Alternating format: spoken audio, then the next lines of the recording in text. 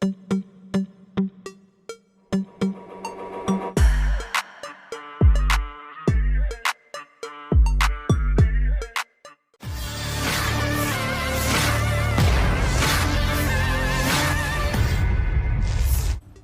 ini saluran Telegram Milisi Rakyat DPR menerbitkan video pilihan penghancuran sasaran musuh oleh awak ATGM Pasukan Khusus ke-58 Korps Angkatan Darat Donetsk ke-1. Rekamannya diunggah pada Rabu 24 Januari 2024. Video tersebut merekam penghancuran benteng, posisi, kendaraan lapis baja, dan anggota militer Ukraina.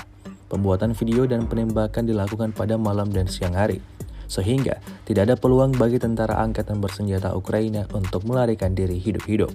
Dapat dilihat dalam rekaman bagaimana dahsyatnya serangan Rusia dengan menggunakan berbagai macam jenis rudal untuk menghancurkan posisi target. Sejauh ini, belum ada tanggapan resmi dari pihak angkatan bersenjata Ukraina. Video ini viral dan menuai beragam komentar dari warganet.